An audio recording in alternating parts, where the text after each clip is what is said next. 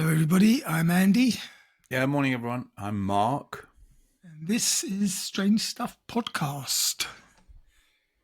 Coming to you a day early and a dollar short. In every possible way. So Musk has stepped down. Yes, he's gone. Do you think he was pushed? I think the backlash for the Nazi salute thing, he never really recovered from that, and there were so many really embarrassing things that the Drug administration, allegations. exactly, all sorts of things, and he just he was no longer an advantage to the overall team. But Well, they didn't need his contributions anymore, did they? well, it really boils down to whether he becomes an enemy now, because normally when Trump falls out with people, they actually end up They end up in prison. quite a few of them do, yes. But, it's going to be interesting. One can only assume that this bill is going to get passed through the Senate. And, it's just, it always amazes me that it's, there's no longer even any disguise or subterfuge. It's just in your face. We're giving tax breaks to billionaires and we're removing benefits from poor people. It's just, they don't even try and hide it. It's, anyway, whatever. Good luck to them. They voted him in. But anyway, so that's all going on. They'll be hard pushed to get him out because I absolutely believe that he's going to try and change the constitution so that he can stay as president until he fucking dies. The simple fact is, Andy, that he's ignoring the constitution on every possible level. So what difference to him does it make if it states in the constitution any 2 terms? I'm sure he's going to wheedle out some legal argument that it's consecutive terms as opposed to 2 terms in total. But if it carries on like this, I don't think he's even going to have to worry about it. He is literally, he's not becoming a dictator. He is a dictator in many ways at the moment. And if it carries on like this, the worrying thing is that clearly he is so cognitively challenged, if that's the right term, that you really have to be wondering who is pulling the strings behind him. Is it people like this Steve Miller character? He's clueless. He just says what's put in front of him. It doesn't matter what it is, whether it makes any sense. He just does it. He just reads. I mean, it's just, and he can't think by himself. But the way he leaves himself open to such, I don't know, situations where wasn't it this week that he was giving the speech to the army cadets graduating, and he said, normally speaking, in fact, all times before, the graduates get to shake hands with the president because they're going to put their lives at risk to serve the country, etc., etc. And he tells them, I can't stay to shake hands because I've got to go and deal with China and Russia. And he literally went and played golf. Yeah. He literally went and played golf. He didn't want to shake hands because he was embarrassed that the children's hands would be bigger than his hands. So, it's just on every possible level. There's no, I don't know. But I think the worrying thing is that the Democrats just don't seem to be able to. That's always the problem with Labour, with Democrats, when dealing with these, in my mind, extremists. They play sort of like the gentleman's game of cricket. They think there's rules that they should abide by and common decency and all of that sort of nonsense. What they need to do is grab these people by the head and start kicking them in the balls. Yep. But they just don't do it. Who's anyway, calling? It's Ilva. How do you delete it or something? Press red button. All right, I'll send her a message. It's a long time since she interrupted one of our podcasts. You should have let her. Well, it's Saturday morning, you see. I don't know what that means. Does she phone you at 9 o'clock every Saturday morning? Is that a thing? Is that part of your relationship? When she's on her way to shopping, she likes to chat in the car. Is when Ilva likes to chat in the car. You know, you can probably get an AI app that can do that for you. What, that sounds like me as well? Yes, that will use your voice and just chit chat nonsense. These AI videos now. Yeah. Deep fakes. Is that what they're called? I wonder, could you tell the difference? You know, honestly, like an interview of someone. If someone's interviewing Prince Charles. No, if it's done professionally, there is no way that your average man in the street would be able to say that's fake. Is that right? This is why the Actors Union are up in arms now, because studios are trying to rewrite contracts where they only employ the actor for a day or two on a film, and then they just AI the rest of him for the whole of the rest of the movie. So they're worried that they're going to basically lose their careers to AI. It's one of the very many things that is happening in the world of AI. I mean, the thing is that it wasn't that. It was like 5 years ago that it was just blatantly obvious that it was, not real. And now, the heads didn't quite fit properly. Because it can be weaponized in such a way, they obviously invest heavily in developing it. Anything that can be weaponized is developed very, very quickly. Oh. Yeah. I mean, if you look on your feed on Facebook, how many of these AI write a book in 5-minute things there are available. And basically you type in a plot line and it writes the book for you. And there are hundreds and thousands of them available for sale on Amazon, written by AI. What's, of course it's worrying. What is concerning is, I think I've probably bored people senseless with this. And I have a feeling it's X that I'm on. Let me just open it up and see. Yes, it is. So if you go on to X, you don't use it, do you? I don't know. So when you open it up, you've got two headings and it says following, i.e. the people that you want to follow. And then it says for you, recommendations, that thingamybobs. And obviously, I follow things like Formula One.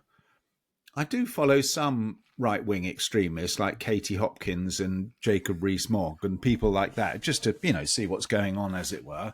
But the majority of my feed, you would, as you would imagine, is sort of left-wing, whatever. What do you call them? Snowflakey type stuff. Yes. But when you go on to the For You recommendations on X, it gets really toxic really quickly. You know that fellow who drove into that crowd in Liverpool? Yes. And the police, which I still don't quite get, within half an hour, the police had released information saying he was a white 53-year-old and it was not a terrorist thing. And now they've charged him he was high on drugs or whatever. Within hours, there are videos of a black man driving the car. Yep. And saying, what are they not telling us? Yeah, that's your deep fakes for you. But is it though? No, maybe but that white man is the patsy. It's a classic Nigel Farage tactic. What are they not telling us? And the thing is that I'm what do you call me? A skeptic. I'm naturally a skeptic. I don't believe much I actually see or read unless I'm very sure of the source.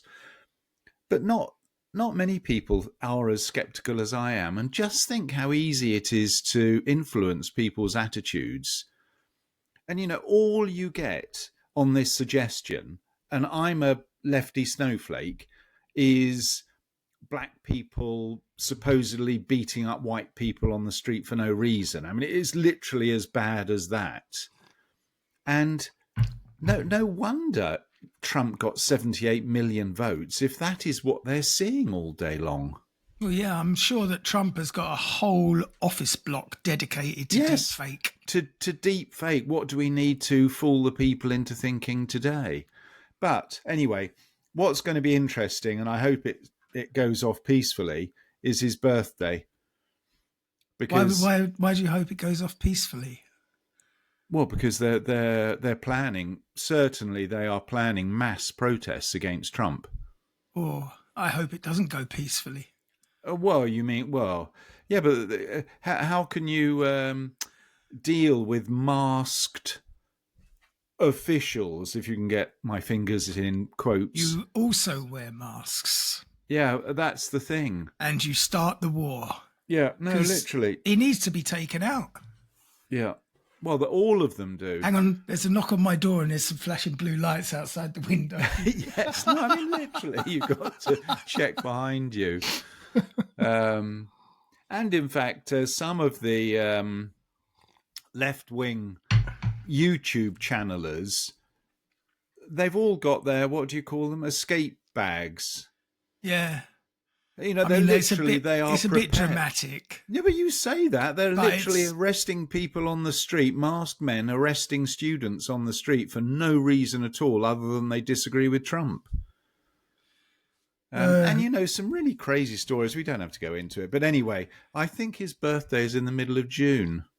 I have a feeling with this military parade. He thinks he's Chow Mein Sung. He thinks he's some Chinese or Lenin. He thinks he is. Yeah. Who is it? Which was the Russian president that loved his military parades? He used to go all in on his, like that North Korean fellow. He likes a good military parade. Anyway, so all that's happening, which is, you know, whatever. An Indian restaurant has opened up in Mora. Yeah, you told me. I still haven't been there. I don't know. I still haven't managed to go there. I mean, they ran out of food yesterday. I couldn't get excited about anything opening in Mora because it's always a disappointment. Well, what do you mean? What if Hooters opened up in Mora? That would be exciting. They would wear long trousers and long sleeve shirts because it's Mora. You can't go there and ogle women and enjoy yourself. You can't have fun. They have no alcohol license. You do? Did you know that 3 places in Mora lost their alcohol license? Yeah, I know. I'm not surprised in the least. For what reason? Late paying their taxes or something. Correct. Late paying their taxes. I wonder if that happens in other countries where completely unrelated issues and suddenly you use your alcohol license. You get at least 3 strikes in most places, but not in Mora. Yeah. They're just waiting to shut down your local enjoyment holes. But funnily enough, Ilva actually knows the person responsible, and she says she's a completely normal person. She's not. She's clearly not. 57-year-old. What's non-sexist about saying a 57-year-old spinster who's got an axe to grind? But you know what I mean. I mean, that's the sort of. She might have a public facade with her friends, but privately she's a monster. Obviously. No, yes, I mean, you know. She's trying to shut down the entertainment centre of a whole fucking town. Well, no, but I mean, Hannah follows the rules, I assume, and she hasn't been shut down. That's out of her hands, isn't it? That's done by corporate. Oh, is it? They take care of everything because it's a chain. Oh, yeah. She's not responsible for anything like that. Anyway, we'll see how this Indian restaurant... But as I say, they literally ran out of food. They had to put a Facebook thing up saying they apologised, but it was so busy yesterday. Well, I'm surprised they weren't shut down for being late with the food. Do you remember that poor German couple who moved here and wanted to open up a cafe? Oh, hang on. I remember the ones who lived next door to Phil. No, these are the ones that lived in the village up the road, and they opened a cafe at the Forestry Museum, and they had the environmental and health inspectors round, and they found a blueberry pie in the fridge. This was a cafe. They found a blueberry pie in the cafe that she had made. Oh, no. And they... Obviously poison. They took this poor woman to court. It took a year and a half to get to court. So she couldn't operate. The business basically was effectively shut down. They didn't even show up in court. There was no representatives of the commune in court. It was mission accomplished. So that was insane. The blueberry pie. It was you that was joking about it when she goes to prison. What are you in for? Blueberry pie. Blueberry pie. Poor. And in fact, they were never able to. As I understand it, they never even sold their house in Shetbol. The thing is, Mora is a fucking witch town, and I'm not surprised they had witch trials there, and they still have witches to this very day. It's the strangest fucking place I have ever lived. It seems like the whole premise of the place is to suck your soul away. Honestly, I've never lived in such a depressing place in my life. Oh, I have. Actually. Oh, dear. Maybe. Anyway, it's a beautiful sunny day. It's 20 degrees. Talking of sucking your soul away, oh, I got the factura for my car repair. Oh, yes. 9,000 and something. Hmm. So now I have to phone them up on Monday because my insurance company sent me an email saying that my deductible was going to be 2,940. But on the factura, they've put the deductible down as 6,000 plus VAT. So they're overcharging me by about 4K. The thing is, Andy, that... Well, I'll tell you, Ylva had an accident in her lease, Kia, and her... What do you call it in English? Show of risk? So, you're doesn't matter, self-risk, anyway, whatever. 7,500.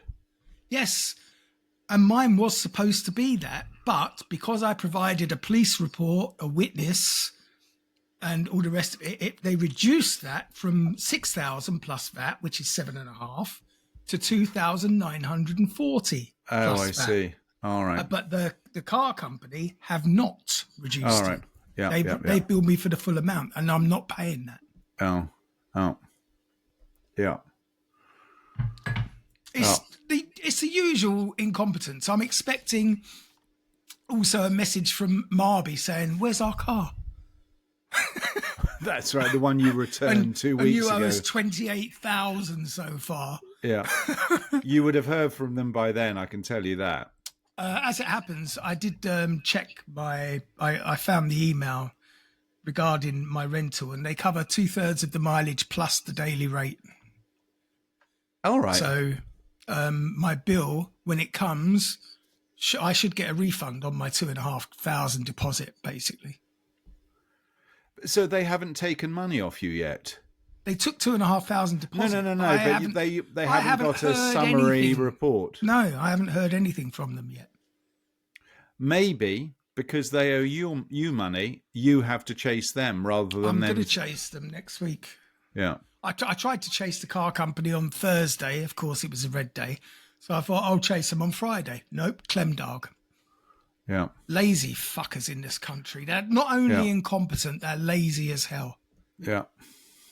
Yeah. But you love living here, don't you, Andy? Fuck no. I would rather live in the arse end of Alaska next door to a serial killer. I think you can move to Alaska. Isn't that one of the few states that you can just move to freely in America? More or less, because they want you to work on the oil pipes. It's the pipeline capital of the Western world. Come on, here's a brighter thing. Where would you like to move to? You're a Swedish citizen. Yeah. So you can move anywhere in Europe. Yeah, but I mean, I think it would either be Portugal or Spain. Portugal, good choice. better than Spain, isn't it? Portugal, less Spain populated. is going downhill. Yes, rapidly. in fact. Well, I don't know if it's downhill, but do you know what they did to Airbnb? I hope they closed it completely. I They hate that did. whole system. Good. They did. 65,000 properties on Airbnb. No, Good. No more Maybe Airbnb. they can fall into the hands of people who actually need to live in them now. Interesting point, actually. I mean, 65,000, that's a lot of properties. I wonder if there is a property shortage in Of course there is. And Spain. Operations like Airbnb just exacerbate any housing problems in any country. Yes, you're right, actually. Yes. I think I just want to fly. You've just put Spain slightly in front of Portugal now in my go-to-live list. Oh, I saw a tiny little fly flying around, and then suddenly there's something in the back of my throat. God, You've got to control horrible. that tongue of yours from darting out and catching flies. There was is it called a meme of Elon Musk the other day, and he's sort of rolling his eyes and moving his head as if he was a lizard, a reptile. and all it said at the top of this thing, I told you so. I told you so. Windelica. Anyway, enough nonsense. Let's get to the meat of the matter. You're going to like today's story. Oh, by the way, Phil tells me that Israel is in the Middle East. It's not in Europe. Yes, I know that. I'm aware. Well, apparently I didn't. Which is why I just don't understand why they're anything to do with the Eurovision Song Contest except political reasons. Oh, we want to play. Okay. Because you're Jewish. We'll let you. Oh. So we're going back in time. Oh, we always to the like days 1877. Oh, not a million miles away. Not a million miles away. The reason why you always choose these dates is because it's impossible to do any fact checking. Oh, there's plenty of facts here. You're like one of these influencers who just spouts nonsense the whole time. Talking of possibility. Influencers who spout nonsense, have you seen that they're recasting Top Gear for a younger audience? No. With a star-studded cast, including a top YouTube influencer. No. For fuck's sake, they've got no idea, these people. Really? No idea. I haven't heard that. And that's the sort of thing I would imagine on my feed, because obviously I look... Sadly, I watch a lot of car videos. How to make a pig's ear out of a silk purse. It's like, it used to be a really decent show, and they're going to do to Top Gear now what they've done to Doctor Who. Just destroy the fuck out of it. Yeah, but no one has watched Doctor Who in years. Well, they've actually cancelled it now because they've had minus viewing figures. People actively turning off the TV, switching channel. Turn it on and turn it off again. All right, come on, 1877 nearly. What are you talking about today? We're talking about the Wild West. Oh, good. Yeah, we like a bit of Wild West. Jesse James, Wild Bill Hickok. Shut up. We've done Jesse James, first of all. Have we? Oh, yeah. Anyway, let me set the scene. In a small wooden saloon along the Rio Grande. Yeah. On a desolate stretch of the Chihuahuan Desert in southwest Texas, Judge Roy Bean held court over the local population of Langtree in Valverde County. Now, having previously been an adventurer, a murderer, and an escaped convict, the roguish Judge Bean soon settled into a legitimate life as a saloon keeper and judge. And after picking up a smattering of law while running a construction camp saloon, he became known as the only law west of Pecos. and he was fond of handing out his own very particular brand of justice. He would regularly stop trials to serve liquor to the council. To the jurors. The council, jury, and defendants. And he would play a couple of hands of poker before resuming. Using an outdated law book, the many cases that came before him would involve the most unorthodox of verdicts, and many of them ended in fines which were then pocketed by Judge Bean. His notable career as Justice of the Peace came to an end with his death in 1903, but his legend has persisted, and there are a lot of fairly humorous anecdotes about his time as the lawman of Langtry. Can I ask a question? Yes. That's sort of related. Yes. Have you ever seen this programme Judge Judy? Yes, many years ago when I still lived in London. Fine. And she gets paid a fortune. It's a TV programme sort of thing. Yeah, she's not a judge, no. Well, that's what I was going to ask. Is she? Why do people go on to... Well, what's the point? She's not a judge. The point is that whatever the verdict is, the TV company pays the defendant who wins, or the plaintiff who wins. So if they go to a genuine court with their disagreements, one of them will end up out of pocket. But on this show, nobody ends up out of pocket. They're just there for the entertainment purpose. Oh, is that how it works? So that's why people want to go on this show. Yes. And argue their family disruptions or disagreements online on TV. Yeah. Oh, I see. Well, you've answered my question. Well done, Andy. Or is it talking bollocks? Did you just pull that out the bottom of your socks? I just made it up. I pulled it out of my arsehole and it seemed to smell right. It would explain it, though, because I just don't understand why anybody would bother. It's true. Right. That was the whole thing of setting the whole thing up. Because she gets paid an enormous... It's not something I watch, but she gets paid an enormous amount of money, that lady. Yeah. Yeah, I don't understand it. All right, so come on, give me a good verdict of this judge. Someone gets done for cattle rustling and he gets... Well, hang on. In 1882... Oh, I was close. The community of Langtry was established by the Southern Pacific Railroad as a grading camp called Eagle Nest. What's a grading camp? I guess it's somewhere to put people who work on the railway. It's funny, I would have thought that's somewhere where you smash rocks. You grade rocks into smaller sizes to use on the railway. That could be part. I mean, it's all to do with the railway, so yes, or it could be that. A gradient. Yeah, they fill in the troughs and cut off the peaks. Well, so we're talking mainly Chinese. Yes, probably. It was later to be renamed after the engineer and foreman George Langtry, who supervised the immigrant Chinese work crews. Ah, yes. Who built the railroad in the area. And soon after completion, a man arrived by the name of Roy Bean, who proceeded to set up a tent saloon on company land.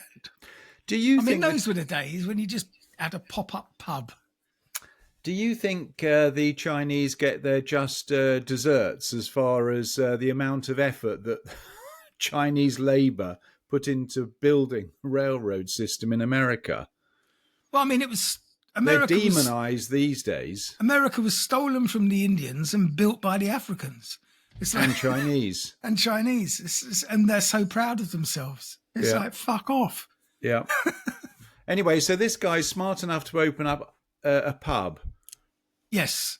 The thing is that Chinese people can't drink that much. I'm sorry if that sounds racist, but Asians can't drink that much. Japanese, but Chinese. Bear in mind that the Asians were always supervised by the Caucasian Americanos who could drink for America. Mm. Also, saloons didn't just offer liquor in those days. They offered female entertainment as well. What do you mean, female entertainment? But where do you think the hookers worked out of? Can you imagine? You've got a camp full of men building stuff, you've got bars with hookers. That's the way the world works. That's what happens in Alaska on the oil pipelines. I mean, obviously, well, luckily, I've never actually needed to make use of professional services, but I'm surprised. but can you imagine the poor prostitutes just the hygiene and all of that issue. There was no hygiene. The filthy men that they had to service. It must have been horrific. And why is it they're always smiling in the movies? I bet they weren't smiling at all. You'd want to catch them on a Monday after they had their Sunday bath. Yeah, no, because if you got them on a Friday night, you're fucked. Oh, God. Is that what... well, of course they were. I've seen enough movies to know that they were basically whorehouses. But in these new towns where they didn't even have buildings, they were sort of intense. Yes, anywhere you've got groups of men working hard, labour-wise, you're going to have groups of women taking their wages. It's business. It's the way the world works. Alcohol and ladies. Always has been, always will be. So, anyway, after he set up his pub, he was then authorised as a JP, Justice of the Peace, by a passing Texas Ranger, who for some reason made him the Justice of the Peace. I don't understand how that works. You can do that. Texas Rangers, they were important people in those days. And he began calling himself the only law west of the Pecos. Unfortunately, I don't know where the Pecos are, so it doesn't really mean much to me. I would imagine because we're in Texas, it's at the border of Mexico. Why west then, as opposed to north? I don't know. Maybe he didn't know his left from right. Or up from down. Clearly. Yeah. So, anyway, one day, the corpse of a Southern Pacific Railroad workman was found, and the man had died after falling from a high bridge over the Pecos River. There's your Pecos. West of the Pecos River. Yeah, I just don't know where Pecos is. Anyway, carry on. Well, so you can see the river, can't you? Not on my map. It's too small. Anyway, Judge Roy Bean sometimes acted as a coroner as well. For which he usually... Well, multitasking fellow, this chap. Yeah, but there's $10 involved. Because he collected a $10 burial fee as well as $10 in court costs. $10 in 1882? Yes, that was a shit ton of money. And Bean didn't think that the $5 fee for the coroner was enough, because there's a $5 coroner's fee as well as the burial fee and the court costs. So far we're up to $25. But he didn't think the $5 fee was enough. So, upon searching the body, he found a revolver and a further $40 on the man's person. He declared, "I find this corpse guilty of carrying a concealed weapon." And I fine it $40. So this was one of his unique and often questionable rulings that he would mete out whenever he saw the fitness in such a verdict. After all, he was the only law in Langtry. But the man who would become the undisputed judge and jury in Val Verde County started his career, as I said earlier, on the wrong side of the law. Do you know how long the Pecos River is? It's not as long as the Amazon. I don't know how long the Amazon is. It's 1,500 kilometres long. That's nearly 1,000 miles. Yeah, I think the Amazon is about 3,000. Well, it's a pretty big old river. Anyway, you can get some kind of understanding as to why Roy Bean turned into the man he did when you discover that his given name was Fantley Roy Bean Jr. Fantley, is that a name? Fantley with a PH. What? Fantley. Fantley. Yeah. Fantley Roy Bean Jr. Thanks, Dad. I bet he was the first Fantley victim. just doesn't fit with the rest of his name. They ran out of vowels. He was born around about 1825. No one's certain exactly. As the youngest of 5 children to Fantley Roy Bean Sr. Imagination. I wonder what the other kids were called. And, well, the mother also had a bit of a moniker. What was her name? Fanny. Fanny Bean. She was formerly Anna Henderson Gore. Well, that's all right. I mean, these are obviously English gentry. What? Are you kidding me? Gore, you can't get much more English than that. Really? I think that's a classic English gentry name. Gore. Well, they were an extremely poor family in Madison County, Kentucky. And at the age of 16, Bean left home to ride a flatboat to New Orleans. A flatboat being a plank with a stick. Really? Not too sure about that. Where he hoped to find work, but he soon got into trouble. Oh, no. He then fled to San Antonio, Texas, to join his older brother Sam, who had earlier migrated to Independence, Missouri, and he worked as a teamster and bullwhacker. A teamster is a union leader. Yeah, some kind of gangster. Not in those days. Yeah, even in those days. They didn't have unions in those. They didn't have them in England or Sweden. They would have organised workforce one way or the other. And a teamster in those days might have actually been there to punish labourers rather than the company. Oh, maybe. What's a bullwhacker? Someone who whacks the fuck out of the Chinese for not working fast enough. Don't be ridiculous. I'm telling you, Is that a foreman? I promise you it's going to be along those lines. Oh, I see. So you're making it up. All right, just so we know. I am making it up, but I'm not 100% wrong. Well, you can't be 100% wrong. Sam Bean, who sounds suspiciously like Sean Bean, if anyone wants to make a film about this, hauled freight to Santa Fe and then on to Chihuahua in Mexico, after which he fought in the Mexican-American War before moving to San Antonio, where he was joined by his younger brother. And together they opened a trading post in 1848 in the Mexican state of Chihuahua. But soon, Roy Bean was charged with murder by the Mexican authorities because he had shot and killed a Mexican desperado who had threatened to kill a gringo. And to escape, they both fled west to Sonora, Mexico. The younger Bean then moved to San Diego in California in the spring of 1849, where he lived with his other brother, Joshua, who would be elected the first mayor of San Diego in 1850. Really? Yeah. So they came from nothing, and suddenly this guy is the mayor of... What was San Diego in those days? 6 Bear in huts? mind, it was a couple of huts, a saloon with a couple of hookers, and a drug dealer. That would have been about it. They didn't do drugs in those days, did they? Of course opium. they did. Opium they did, yeah, of course. Now, Joshua was considered a handsome ladies' man. Ooh. And he would often compete for the affections of many local women, and was challenged by a rival named John Collins. He was also a ladies' man, was he? And a cocktail, isn't he? John Collins, that's right. Yeah, you're right. Who suggested they contest their feud with a pistol shooting match on horseback. Well, how can you hit anybody with a pistol on horseback? Well, Bean was given the task of choosing the targets, and it's not shooting at each other. They were just shooting at targets. All right. And because Bean was given the option, he decided that they would shoot at each other.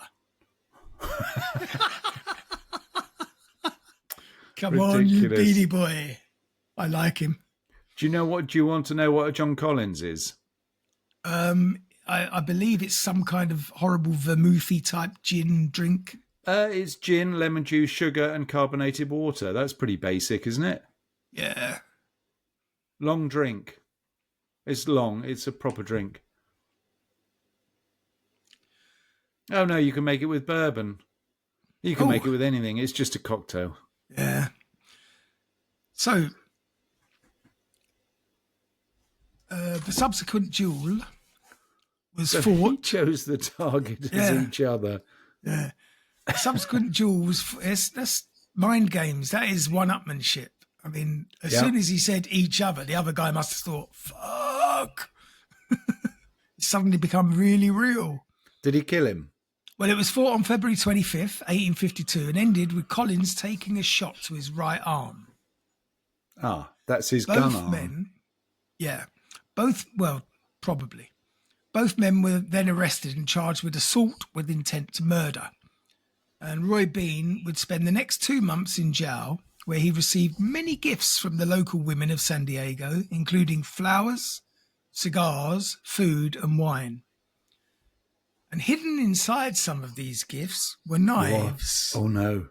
Files. Which Bean used to dig through his cell wall and escape on April the 17th, 1852. So he escapes jail in San Diego. He then fled to, not very far, San Gabriel in California, where he worked as a bartender in his brother Joshua's headquarters saloon, which he inherited in November 1852 upon his brother's murder. Bean continued with his womanizing ways, and in 1854 he courted a young woman who was then kidnapped and forced to marry a Mexican army officer. Only in the West. Well, I mean, there were no rules. Bean challenged a man to a duel and killed him. The dead man's friends, however, took their revenge, and Bean was put on a horse with a rope tied around his neck, leaving him to hang when the horse moved. But he managed to stay alive when the rope stretched, and the bride soon emerged from her hiding place and cut him down. He was left with a pretty permanent rope burn on his neck that remained there for the rest of his life. Soon after this traumatic experience, Bean decided California wasn't really for him. Did he marry this woman? I don't know, actually. Yes, I guess he did. I don't know. I would. If she'd saved my life. Least you can do is marry the woman. Yeah, but isn't that trading one kind of hell for another? What do you mean? Assuming you're going to die and go to hell, you mean? You're right. Well, hanging from a rope or being married. I mean, it's... You've never been married, so you wouldn't know. No, and I've never hung from a rope either. I don't intend to try either anytime soon. Though I think the rope is more likely, actually. So soon after this traumatic experience, he decided to move away from California and he migrated to New Mexico to live with his brother Sam, who had, in the meantime, been elected as the first sheriff of Dona Ana County. This family seem to be very gifted in taking up official positions. Joshua, mayor of San Diego, this fellow, the first sheriff. Yeah, but if you look at Roy Bean's modus operandi, I'm guessing that all of them did it for the money and finding ways of using corruption to line their own pockets. No, that doesn't happen in America. Politicians used to do that, you know. By 1961, the brothers operated a general store and a saloon on Main Street in Pinos Altos, just north of Silver City, New Mexico. There they advertised liquor and a fine billiard table. Ooh, they must have been quite rare. Very rare. Bean placed a cannon that belonged to him in front of the store, which had been used to repel an Apache assault against the town in previous times. Very sensible. New Mexico was invaded by the Confederate Army during the Civil War, and during the Battle of Glorieta Pass in March 1852, the Confederates lost their supply wagons, which forced them to retreat to San Antonio. Hang on a second. I thought I'm getting confused now. The Confederates were from the South. Wasn't it the Unionists who were up north and the Confederates were down south? So they were both fighting. Huh? Because New Mexico is as south as you can get, isn't it? Pretty much. Sorry, I keep looking at my map. So they'd lost their supply wagons, which forced them to retreat to San Antonio. So they were there, but the Yankees were approaching. That's the problem. Bean joined the retreating army after taking money from his brother's safe, and for the remainder of the conflict, he served as a guerrilla running naval blockades by hauling cotton from San Antonio to British ships off the coast of Matamoros. and then returning with supplies. He was quite an industrious fellow then. He knew how to turn a dollar. Yeah. Over the course of the next 20 years, Bean lived in San Antonio, where he worked as a teamster and engaged in various business opportunities, including attempting to run a firewood company by cutting down a neighbour's trees.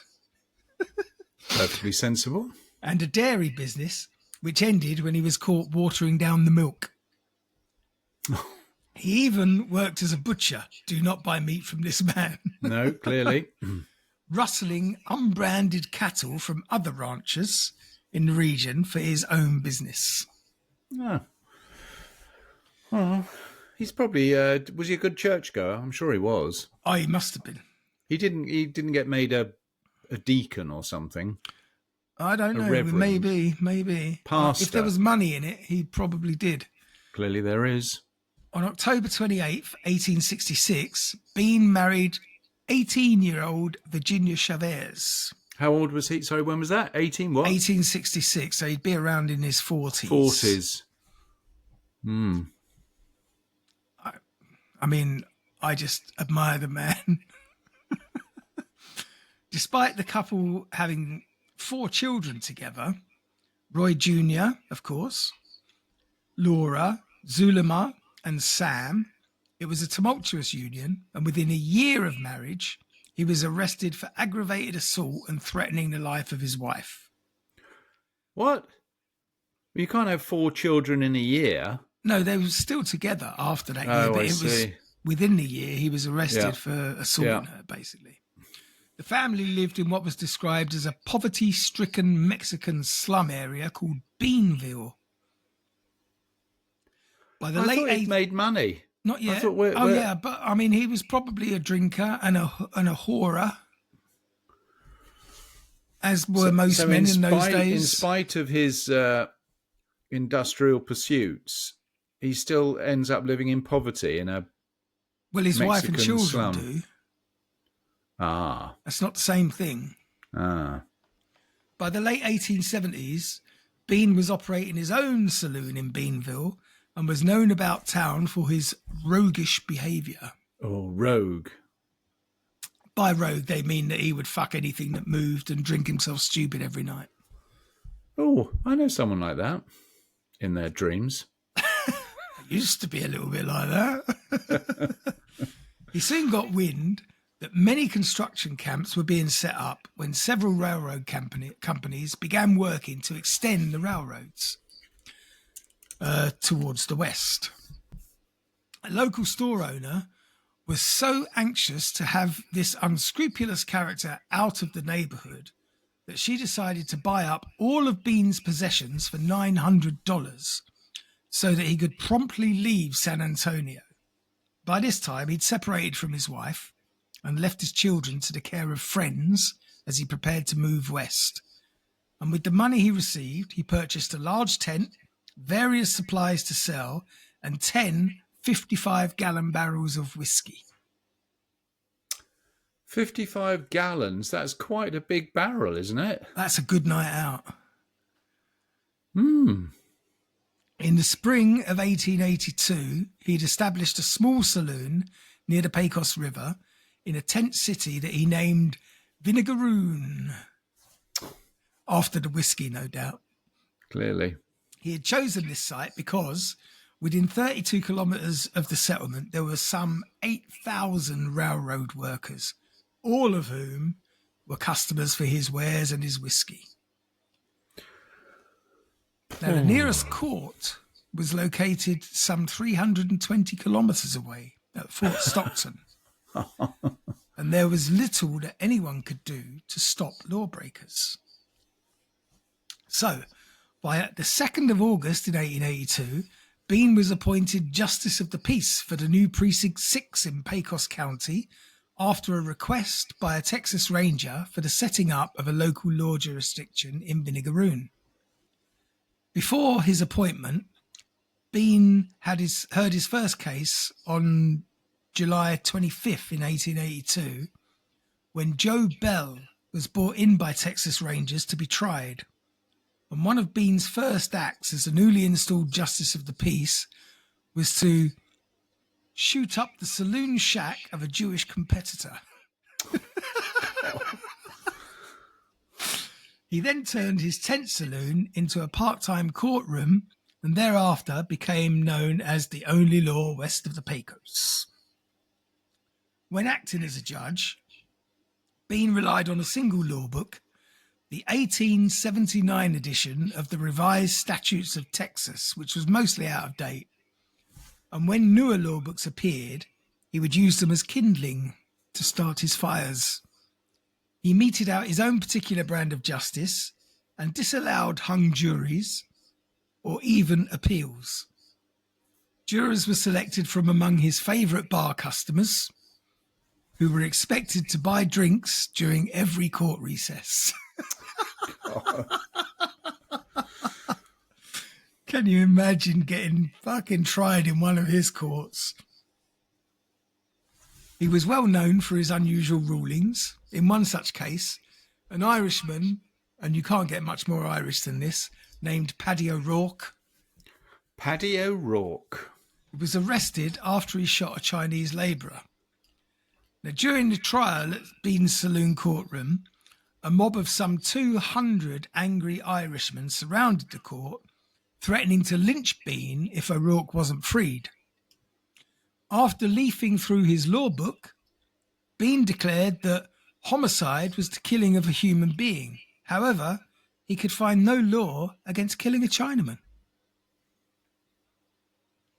and immediately dismissed all the charges. In another one, a young ranchman was fined $5 for fighting, who then produced witnesses that he had not been fighting, but had in fact been holding the other person off. Bean remitted the fine and instead fined the other man $10, who had in the meantime skipped town. And the ranchman was committed until the fine was paid, and in the end, the ranchman ended up paying the $10 instead of the original $5. So don't try and argue with Judge Bean. Clearly. By December 1882, the construction of the railroad had moved further west, and Bean decided to move his courtroom and saloon some 110 kilometres to Strawbridge. He then sent for his children to join him for some reason, where they would live with him in the saloon, and his youngest son, Sam, often slept on the pool table. When a competitor laced Bean's whiskey with kerosene, he was unable to attract customers and so left the area and moved to Eagle's Nest, 32 kilometres west of the Pecos, which was soon renamed Langtree. The original owner of the land, apart from the Native Americans, who also ran a saloon, had the rights to around 640 acres that he sold to the railroad company on condition that no part of the land could be sold or leased to Roy Bean. Specifically? Yes. In order to counter this clause, Bean was given advice by O'Rourke, the Irishman, whose case he had previously dismissed, that he should use the railroad right-of-way, which wasn't covered by the contract. Bean was then able to squat on land that he had no legal right to use. He eventually erected a wooden structure for his saloon, which he renamed the Jersey Lily Langtree, in honour of Lily Langtree, the actress, who would recount in her autobiography that she'd never visited the area until after Bean's death. She did, however, send him a pair of Colt 45 pistols as a gift. The saloon courtroom didn't have a jail. Instead, it's reported that a large oak tree with a heavy log chain served as the jail for those who were unable to pay their fines. Oh dear. As per the law, fines were to be handed over to the state, but Judge Bean kept all of the money. In most cases, fines handed out for Bean tended to be for the exact amount the accused person was carrying at the time. In one incident... Pretty straightforward. What's wrong with that? It's quite convenient. In one incident, when a train passenger tossed a $20 gold piece for a beer, Bean refused to give him any change. When the stranger protested, Bean fined him $19.95 for contempt of court and threatened to double the fine if the stranger said another word. The stranger left on the next train. It's interesting how these sort of stories, you wonder, you can just imagine these sort of things happening basically everywhere. Yeah, absolutely.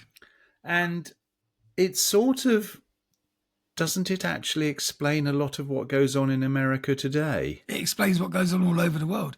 If you give people free rein to do what they want, the scum will rise to the top. Despite the mandate that only district courts were legally allowed to grant divorces, Bean did so anyway. And he pocketed $10 for each divorce that he granted.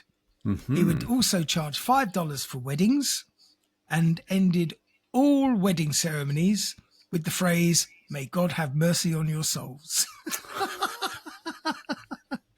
which was usually said when a death sentence is carried out. Yep. As we know.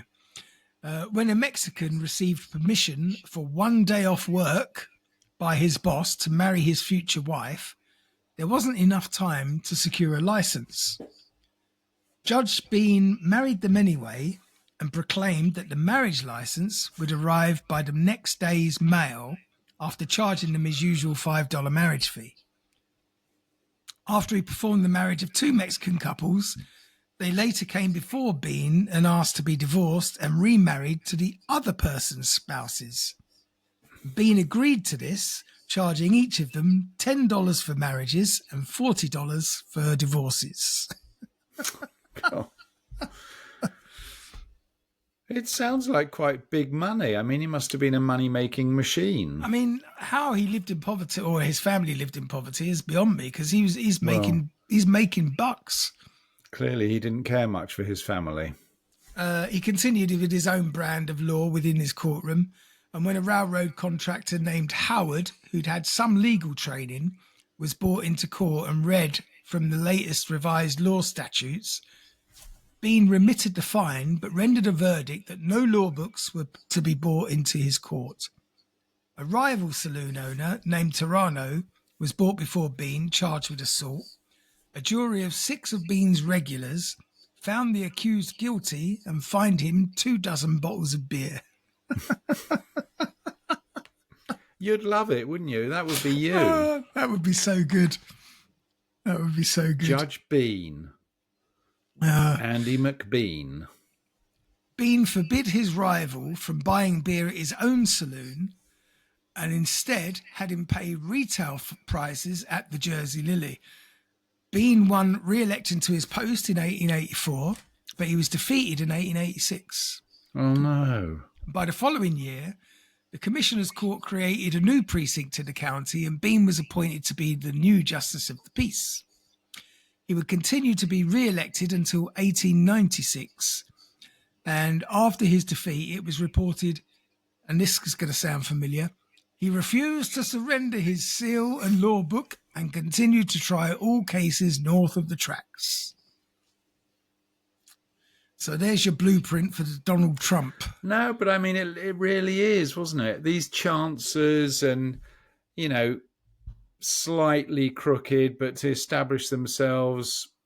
I mean, he was voted back in time and time again, so they all obviously enjoyed his company, as it were. Bear in mind that the people voting were probably the guys standing at the bar every day. Exactly. The 6 voters, jurors. And Chinese obviously not allowed to vote. No. Women not allowed to vote. No, you're right. Oh. So when did he die, this fellow? Or well, we're getting there. We're getting there. In 1890, Bean received word that a railroad developer, speculator and robber baron, Jay Gould, who had once attempted to take control of the Erie Railroad from Cornelius Vanderbilt, was passing through Langtree on a special train. Now, Bean flagged down this train using the danger signal, and, believing the bridge was out, the engineer stopped the train. To his surprise, Gould and his daughter were then invited by Bean to visit his saloon as his guests. The Gould's 2-hour visit reportedly caused a bit of a panic on the New York Stock Exchange when it was erroneously reported that Gould had been killed in a train crash. And on April the 16th, 1897, there was an accidental collision between two trains during which one man, Robert Beckman, was killed and 4 others scalded. The inquest was presided over by Judge Bean, who brought the body of Beckham to Langtry for burial in the Langtry graveyard. Judge Bean organised an 1896 World Championship boxing title. Yes, another, yeah. Bout between Bob Fitzsimmons and Peter Mayer on an island in the Rio Grande. The fight was hosted there because boxing matches were illegal in both Texas and Mexico. Mm-hmm. As a result of the fight, which lasted 1 minute and 35 seconds and was won by Fitzsimmons, Bean's fame shot throughout the United States. During his term as a judge, and despite him becoming known as a hanging judge, Bean was known to have sentenced only 2 men to hang, one of whom actually escaped. In most other jurisdictions, horse thieves were always sentenced to death, but Bean always allowed them to go if the horses were returned to their owners. As was reported and the fine in March, was paid. Yeah, of course, whatever they had on them. As was reported in March 1897's edition of Leslie's Weekly, the picture in your publication of March 11 of Judge Roy Bean is all right, except the collar and cravat. He was once trying a Mexican on a charge of horse stealing, and his charge was the shortest on record. Gentlemen of the jury, there's a greaser in the box and a horse missing. You know your duty. God's sake. And they did.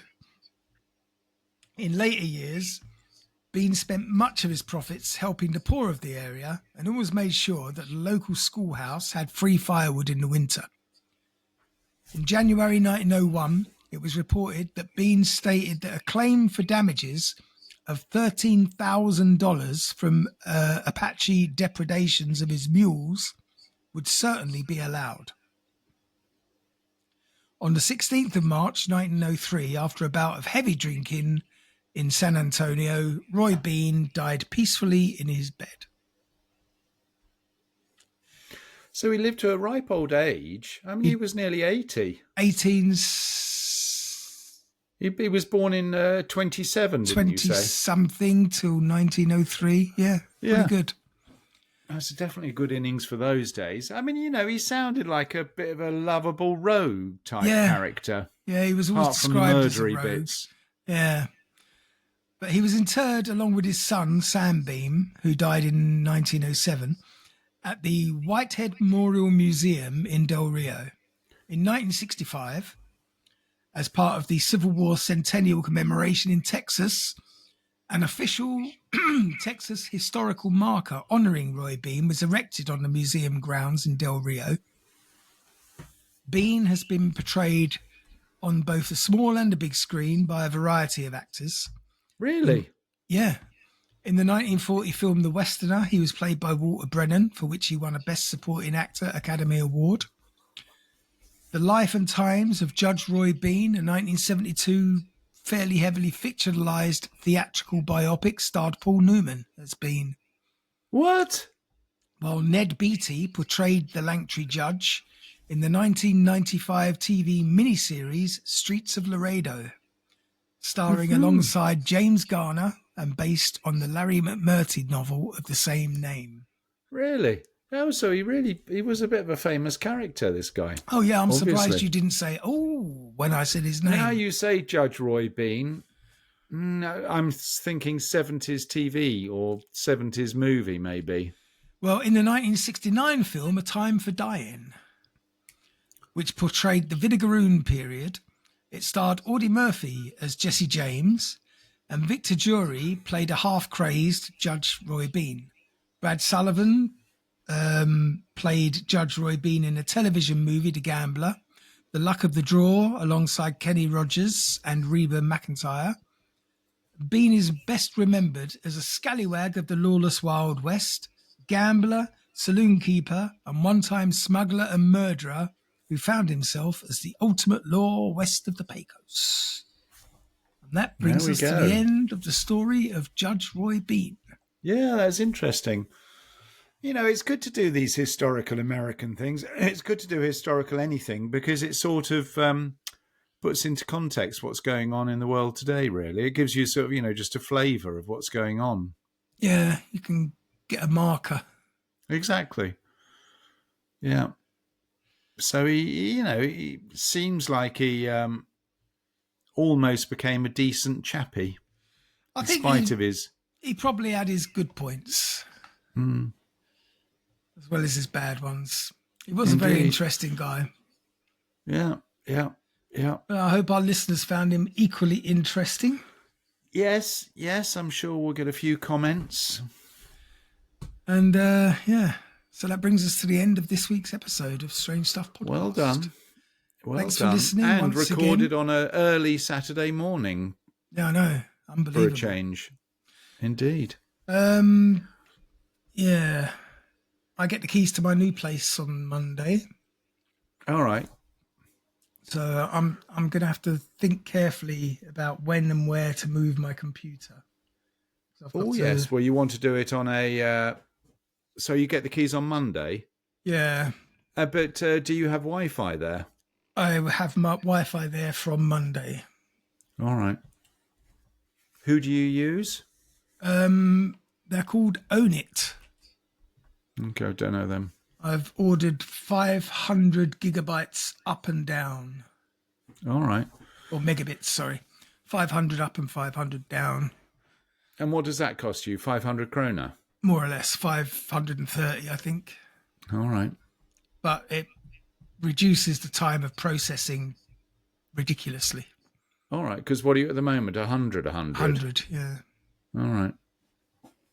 So it's much better for the video processing. Excellent. But anyway, let's put an end to this week's episode. Thanks all for listening. Very good. I hope you enjoyed it.